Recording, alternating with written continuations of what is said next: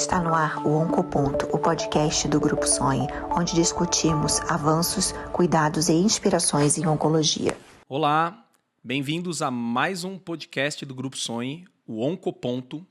Meu nome é Igor Mantovani, eu sou médico oncologista do Grupo Sonhe e estou aqui hoje recebendo duas grandes amigas, colegas de trabalho e duas expoências nacionais em tratamento, acompanhamento de mulheres com câncer de mama, para a gente falar sobre um tema de extrema relevância, que é o tratamento de longo prazo dessas mulheres e se a gente tem a oportunidade de, eventualmente, parar de maneira programada esse tratamento, fazer o que a gente chama de férias de tratamento, a gente vai definir isso para vocês. Doutora Suzana Ramalho, médica oncologista do Grupo Sonhe, bem-vinda. Obrigada, Igor. É sempre um prazer a gente poder abrir mais uma conversa, né, um podcast novo nosso, e especialmente com esse tema, que eu acho que é muito importante para nós e tem todo um significado para o paciente, na nossa relação com o paciente, no planejamento. Perfeito. Doutora Vivian Antunes, médica oncologista do Grupo Sonhe, bem-vinda. Obrigada, Igor. Obrigada também a todos que estão escolhendo nos escutar.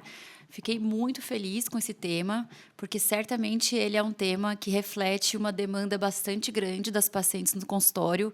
Então, vindo para cá hoje para gravar, eu fui lembrando de várias pacientes minhas que já trouxeram esse questionamento, eventualmente de pacientes que estão hoje no que a gente chama de férias de tratamento, que a gente vai conceituar aqui, mas é um tema realmente bem importante, então fiquei feliz de poder estar aqui para gravar. Obrigado a vocês duas. Acho que a gente pode começar, né, Suzana, Vivian, explicando para o nosso ouvinte, para quem nos assiste, exatamente esse conceito, né, do que é propor para aquele paciente que está se tratando, para aquela paciente que está se tratando de um câncer da mama, uma doença tão importante, né, na população feminina, o câncer mais incidente da mulher, e que eu acho que antes de entrar no tema, eu falo com felicidade isso de que a gente realmente avançou muito em termos de tecnologia, de ciência, de pesquisa, para oferecer tratamentos efetivos para as nossas pacientes e que chega ao ponto em que a gente mesmo olha para si próprio, para o contexto e fala, por que não?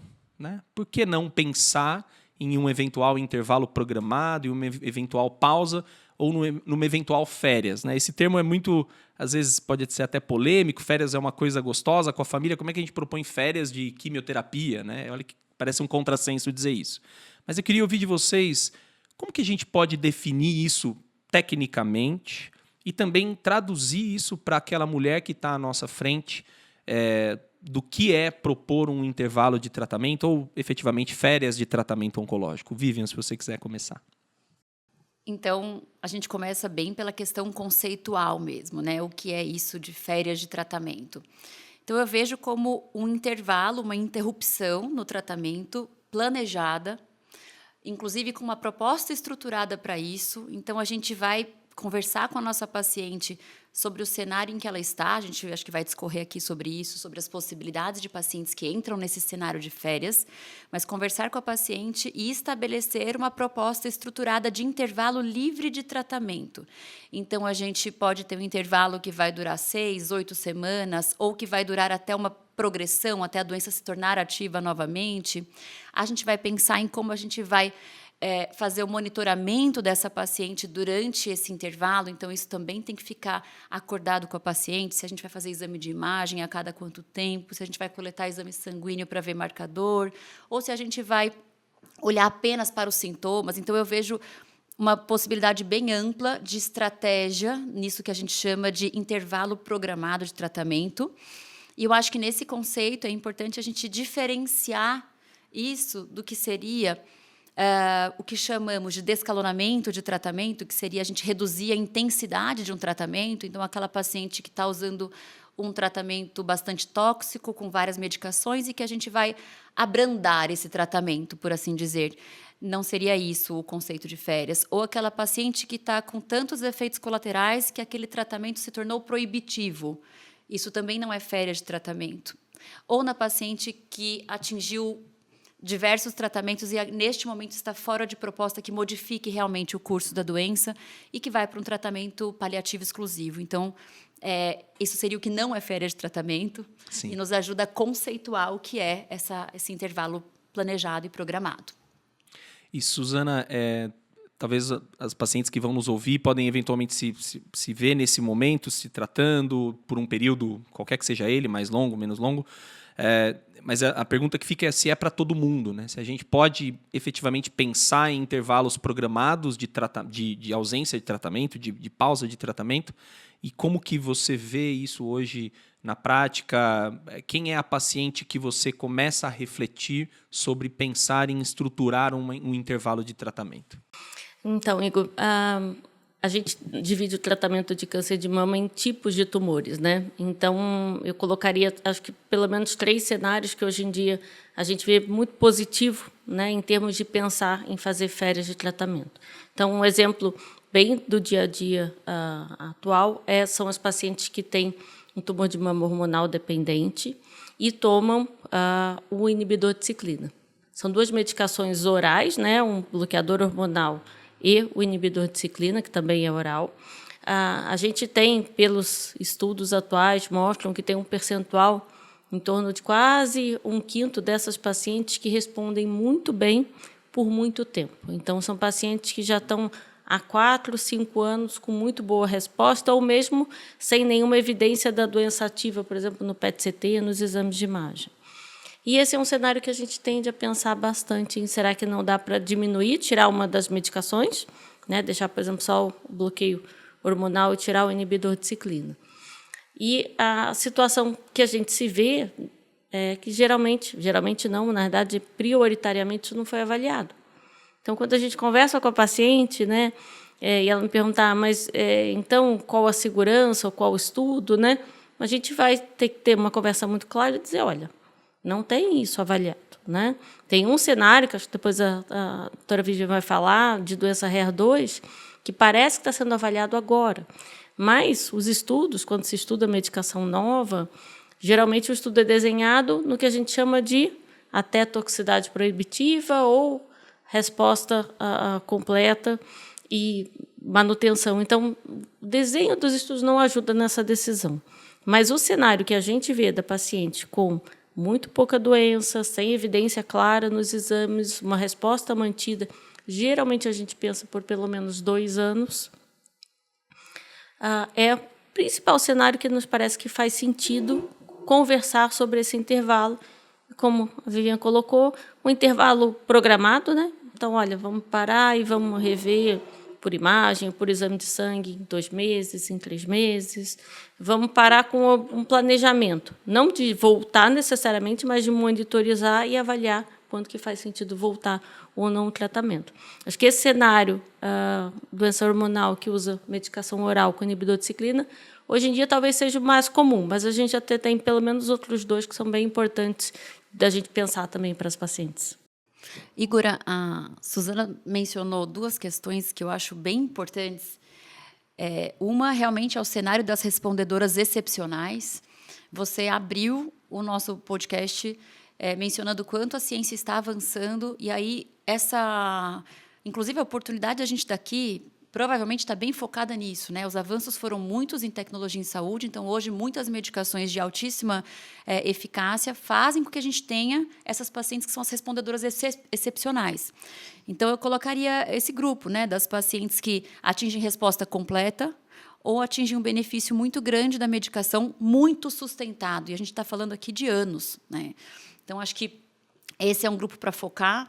E uma coisa que a Suzana mencionou que eu acho bem interessante da gente colocar é o tipo de desenho de estudo que a gente tem hoje, como a gente se organiza hoje, né, em 2025, quase 2026, com relação aos desenhos de estudo, o tipo de financiamento dos estudos. Então, a gente vê que, historicamente, os estudos sempre foram muito voltados para os desfechos de eficácia, que são cura, então, sobrevida global, o quanto as pacientes vivem a mais, né? E como essas pacientes vivem, que é a qualidade de vida, vem ganhando espaço nos últimos anos. Vejo que a cada ano isso ganha mais espaço. E isso nos mostra que olhar para os valores das pacientes é algo que está entrando dentro das avaliações dos grandes estudos. Mas a gente sabe que os estudos de interrupção de tratamento, eles são muito raros. E isso é um grande problema que a gente tem quando a gente vai conversar com os pacientes sobre o que a gente tem de evidência para, de fato, suspender aquele tratamento ou não, que é a maneira como os estudos são desenhados. E aqui a gente tem alguns entraves.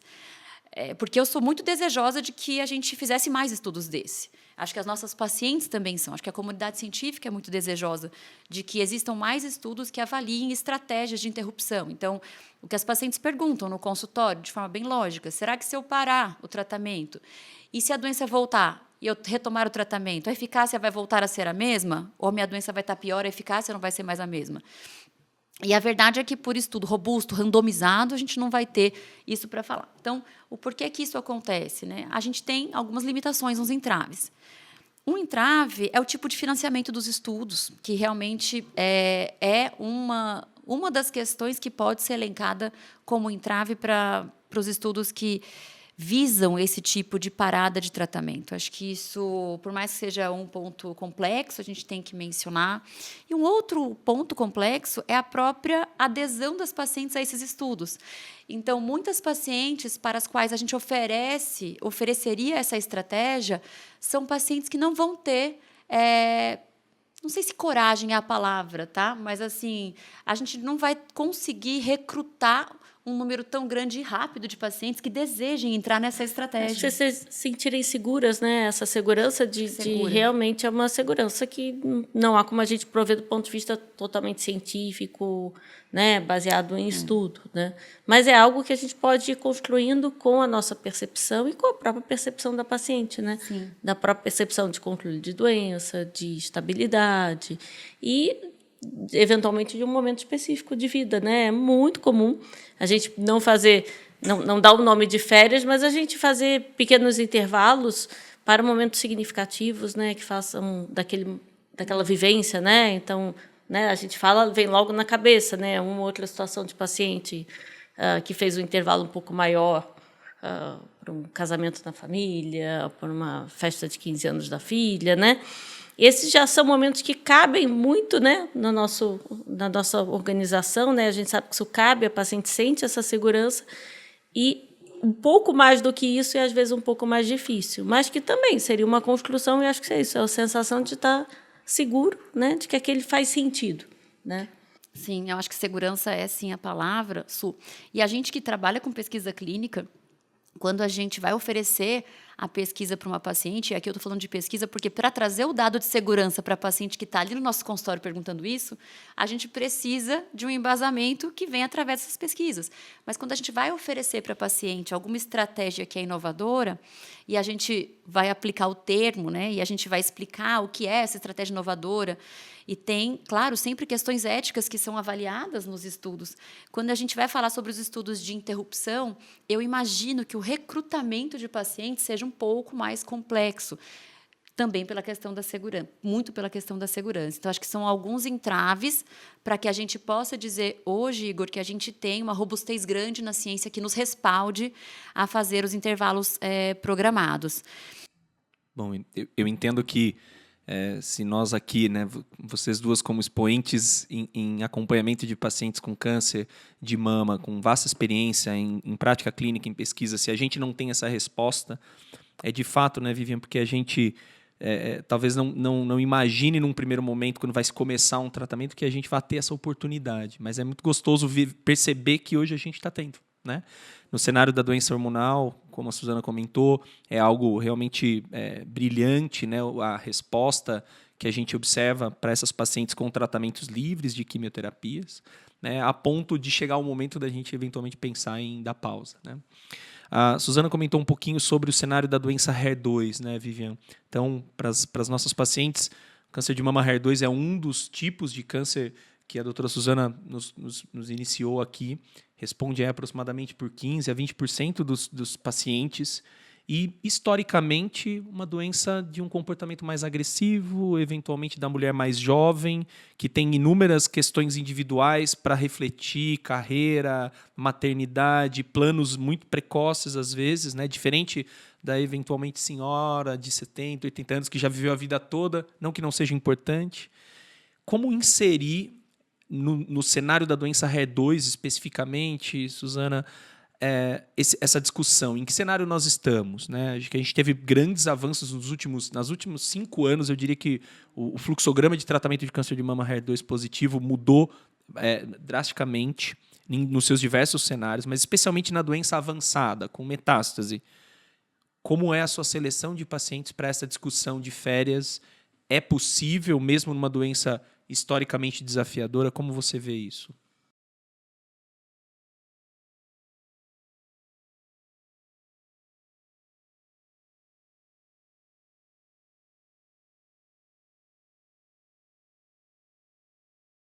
Pacientes que estão fazendo o que a gente chama da terapia HER2, dos 2 anticorpos anti-HER2. E esse é um cenário de pacientes também muito respondedoras, eventualmente que já estão fazendo até a medicação subcutânea, e que grande parte delas estão com uma resposta, e geralmente é a resposta completa, né? Isso é o que a gente mais vê. Você faz exame de imagem, eventualmente PET-CT, não tem sinal de doença ou de metabolismo. E, geralmente, a gente tem esse perfil também, quase 20% das pacientes que estão respondedoras por muito tempo, 2, 3 anos. Esse é o cenário que me parece mais adequado. Ao mesmo tempo, é um cenário menos tóxico, no sentido que, inclusive, eventualmente, a paciente está fazendo medicação oral e medicação subcutânea, ou só subcutânea cada 21 dias. Então, esse é um cenário de que parar um pouco o tratamento por intervalos curtos não parece extremamente adequado, e, eventualmente, especialmente na paciente que também é hormonal e HER2, porque ela também tem medicação hormonal para manter oral. Então, na doença HER2, esse parece o melhor cenário. Hoje, atualmente, a gente tem estudos que estão trazendo medicações venosas para o começo do tratamento da doença HER2. E aí esse também deve ser um cenário em que a gente deve começar a avaliar qual é o momento de parar a medicação venosa a cada 21 dias e começar uma manutenção com menos toxicidade. Então, na doença HER2, esse último ano, ele foi trazendo alguns estudos muito interessantes, mas que de vários aspectos aumentaram o tratamento. Né? E aí a gente vai ter que tentar, dentro desses novos dados, pensar de novo em qual manutenção menos tóxica para o paciente. Vivian, a gente fala de medicamentos subcutâneos, como a Suzana bem colocou, mas que tem uma periodicidade que, na vida real, incomoda, né? Se nós três aqui, aliás, para quem está nos assistindo, demorou um século para a gente conseguir fazer esse podcast, porque todo mundo tem agenda lotada, porque, né, estamos trabalhando, vidas pessoais, brincadeiras à parte, mas imagina colocar um compromisso na nossa vida a cada 21 dias. Né? Eu não sei se de verdade, eu falo com toda a sinceridade, não sei se eu conseguiria um compromisso certo, exato, no mesmo dia, com consulta para tomar um medicamento a cada 21 dias. É extremamente muito complexo. Então, acho que não só efeito colateral, talvez a gente possa falar um pouco, quero te ouvir, Vivian, sobre custo, porque os medicamentos são caros.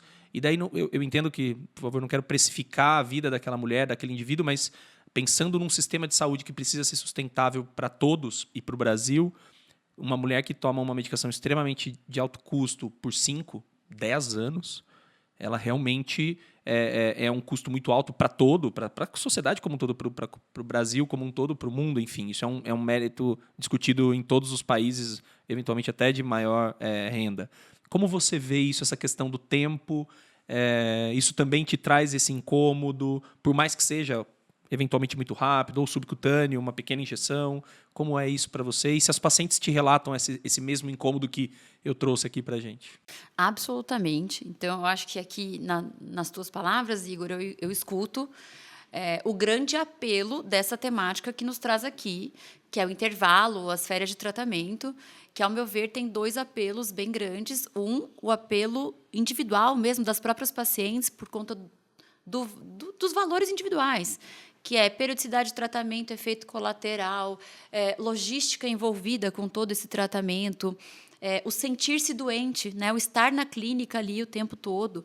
Tem a paciente que tem bastante efeito adverso, mas tem a que não tem e está lá fazendo um tratamento que traz outras penalidades para a vida dela. Então, acho que um dos apelos é o valor individual que as pacientes nos trazem, desejo muito intenso mesmo por interrupções de tratamento.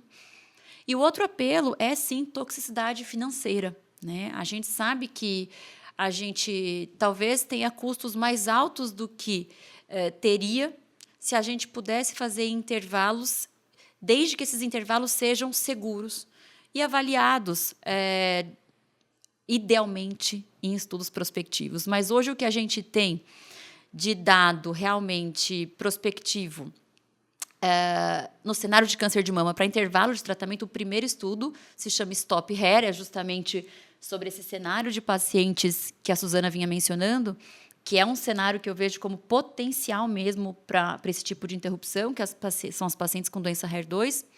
Então, é o único estudo que a gente tem, não tem dado ainda publicado.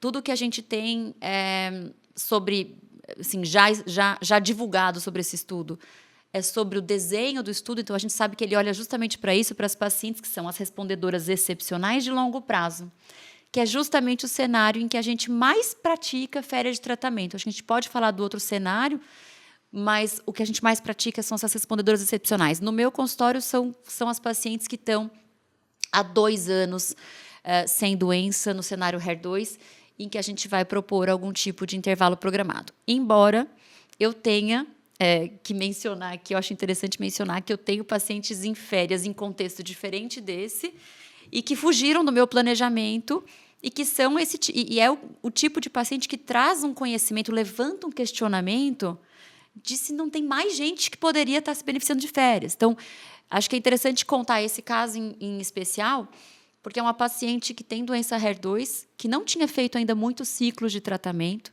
mas já tinha atingido resposta completa. Acho que eram 4 a 6 ciclos. Já tinha atingido resposta completa, ou seja, ficou absolutamente sem doença. E ela queria muito, era fim de ano do ano passado, ela queria viajar para a praia. Ela queria passar Natal, Réveillon, viajar para a praia e combinou. Bom, posso parar por 2 ciclos e voltar? A gente teve toda a questão da conversa sobre a zona cinzenta, que isso é na ciência, a escassez de dados, não ter como trazer com segurança para ela a informação de que sim, ficaria tudo bem, mas que entendendo, checando a compreensão dessa paciente, para ela, dentro dos valores ali dela, valia muito a pena. Então, lá foi ela, passou Natal, passou Réveillon, era para voltar na primeira quinzena de janeiro. Me mandou uma mensagem, a praia está muito boa, está tudo muito bem aqui, eu queria mais um tempinho, o que você acha? O que você acha sempre é o difícil, né? Porque eu falei, eu sei o que eu quero que você fique na praia também. Vamos lá. E aí ela não voltou da praia, e quando ela voltou foi em fevereiro. E em fevereiro, o que eu expliquei? Vamos fazer novos exames de imagem, porque os seus últimos exames de imagem já são lá do ano passado. Vamos ver, né, como é que estão agora. E aí os exames de imagem não tinham doença ativa. E aí eu mencionei, bom, a gente tinha planejado, você não entra ainda no cenário das excelentes respondedoras, estão há 2 anos sem doença, meu planejamento seria retomar o tratamento. Ela falou, olha, não quero, né? Entendendo tudo que está me sendo dito, não quero ir fazendo exames. E estamos assim até hoje. Então, isso tem 1 ano agora. Continua sem doença, continua sem tratamento. E ela não entra ainda nesse cenário, talvez das respondedoras excepcionais, sim, mas não das de longa resposta. Então, são casos como esse, é claro que eu estou mencionando um caso que ele possivelmente, muito provavelmente, não reflete o cenário mais prevalente, mas certamente nos traz a dúvida de se não tem paciente que pode parar tratamento antes.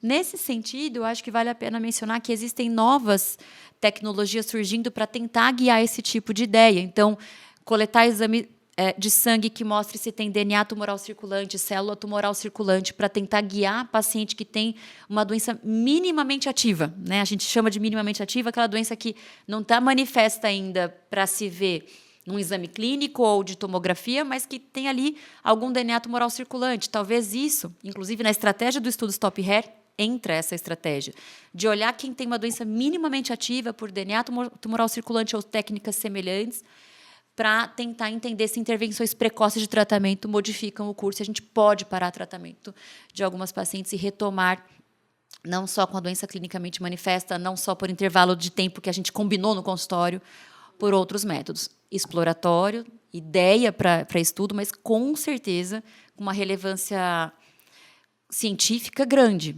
Sim.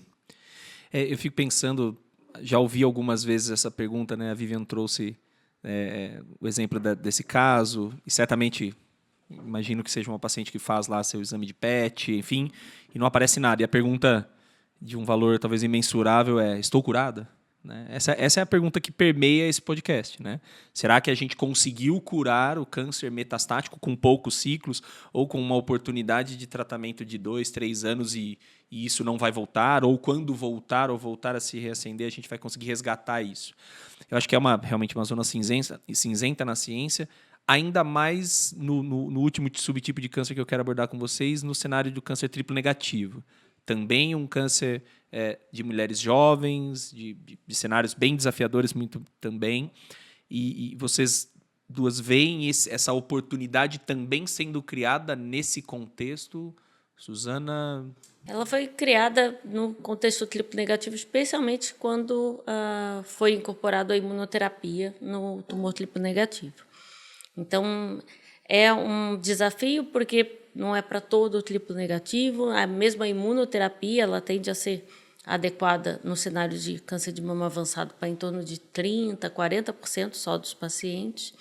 Então, esse cenário de pacientes, por exemplo, que recebem imunoterapia, que são responsivos e que são respondedores também por muito tempo, parece ser um cenário muito interessante. E aí o racional é muito da questão do sistema imune da paciente ter aprendido com a medicação a reconhecer uma célula tumoral. Então, existe todo um racional científico de que ele aprendeu a reconhecer toda vez que aparecer alguma proteína estranha, alguma célula tumoral que tenha se modificado, ele vai aprender a responder. E aí é interessante porque também de maneira totalmente arbitrária existe um pouco essa perspectiva de 2 anos. Não, 2 anos recebendo a imunoterapia, exames com resposta completa mantidas, se infere que o sistema imune aprendeu e que se pode fazer uma suspensão da imunoterapia. Então, no triplo negativo, esse é o melhor cenário, entendendo a questão de imunoterapia. Os outros, eventualmente, de doença mais avançada, ou que a gente chama de outras linhas de tratamento, são geralmente os mais desafiadores, porque aí geralmente a taxa, né, o que a gente consegue de resposta completa é menos comum, né, tem a chance de conseguir respostas completas em segunda ou terceira linha são bem mais baixas, mas aí eventualmente existe uma conversa de pequenas interrupções aí por um cenário diferente, não de uma resposta tão grande, mas eventualmente para balancear a toxicidade, uma demanda específica, né, daquela vida da paciente, né, um evento específico. Então, no triplo negativo ou na imunoterapia, quando é uma resposta muito boa, ou mesmo em outras situações bem importantes em que a gente fala, bom, está com mais ou menos um bom controle de doença, tem muita toxicidade, tem um evento importante, um fim de ano, né, um acontecimento importante, vamos fazer pequenos intervalos para a recuperação e para vivências, né, que são o objetivo principal, né, que a gente consiga ter uma construção de controle de doença e a qualidade, né, a vida avaliada de uma maneira que a paciente sinta que está plena, que está continuando, né, de uma maneira possível, né, e favorável para ela. E como é essa interface, Vivian? Como é que é essa? Você me trouxe aqui alguns relatos de como é a proposta. Você teve uma proposta da paciente para você de parar, mas já teve na sua vivência uma sugestão por sua parte de, olha, vamos refletir, a gente tem nossos boards, né, nossas reuniões de equipe, tomamos decisões colegiadas muitas vezes para fortalecer a evidência científica e até a confiança do paciente no médico do nosso time que está ali à frente. Mas já aconteceu de você propor e receber não, doutor, eu não quero, eu tenho medo. Eu levei para minha família, falei com meus filhos, falei com meu esposo, e eles falaram aquele famoso ditado, não, o time que está ganhando não se mexe. Como é essa interface de vocês para a gente ir caminhando para os nossos últimos momentos desse podcast? Sim, Igor.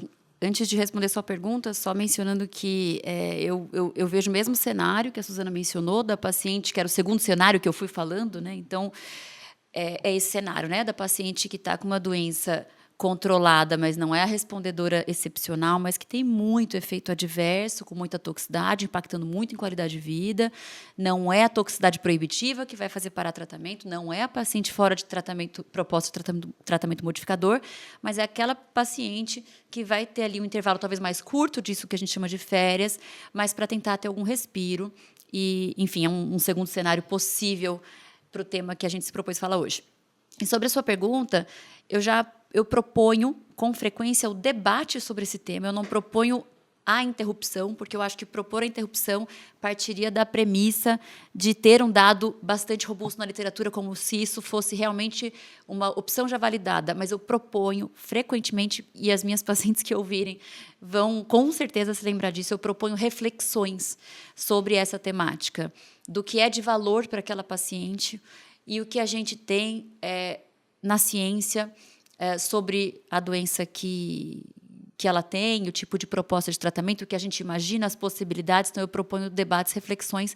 Já recebi mais de uma vez pacientes que desejaram conversar sobre isso com mais pessoas, porque às vezes é uma reflexão que elas mesmas trazem, às vezes é uma reflexão que a gente coloca, e já recebi pacientes que não desejaram, acho que não desejaram não é a melhor versão dessa frase. Desejam, mas não se sentem seguras para parar. E somos seres humanos muito diferentes. Eu mencionei uma paciente que nem entrava no escopo do que eu faria uma proposta de férias e decidiu parar. Então, sim, eu acho que o debate tem que ser feito. Você toca aí numa das coisas que mais me encantam no consultório, que é comunicação.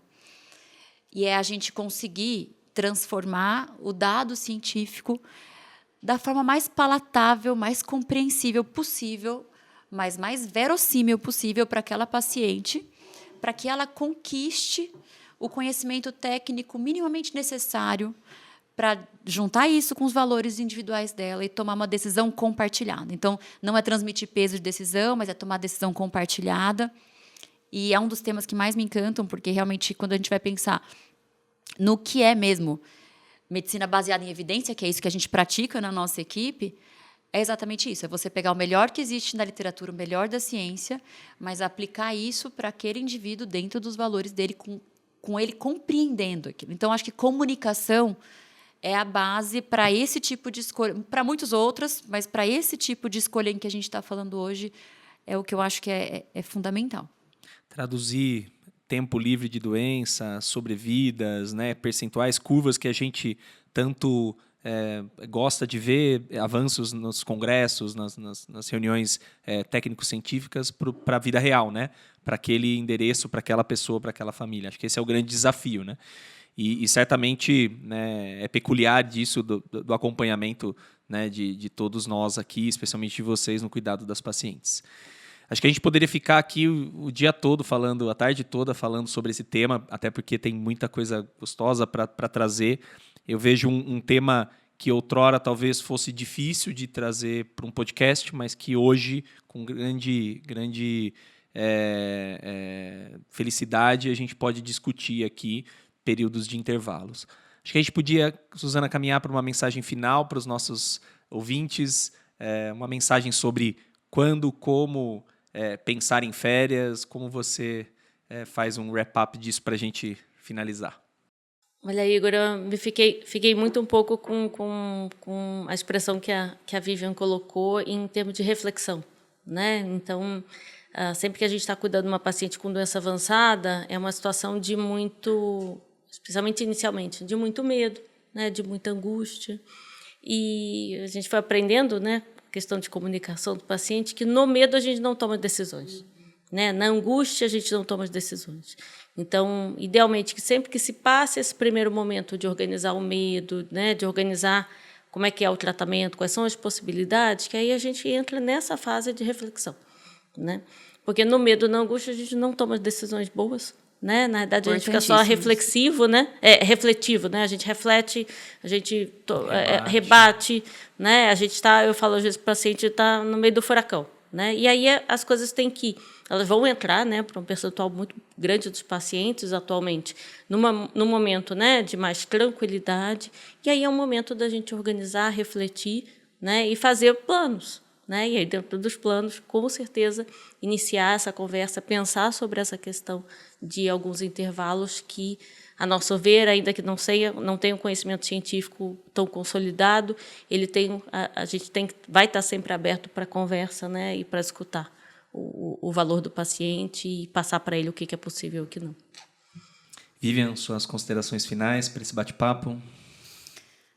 Penso, falando agora, muito dirigido para as pacientes que estão nos ouvindo e para familiares que acompanham essa jornada, o quanto é importante se colocar na posição de refletir, novamente a palavra reflexão, mas o que é de valor para você, o que dá sentido à sua jornada nessa terra, para conseguir ter esse tipo de diálogo com o seu médico, se tornar protagonista da sua história, nos diversos âmbitos da sua jornada, então, inclusive na jornada do adoecimento, entender sobre o seu próprio adoecimento, se apropriar de dados técnicos que possam ajudar nesse tipo de escolha, entender que escolhas são possíveis e que isso pode ser compartilhado. Acho que isso é importantíssimo.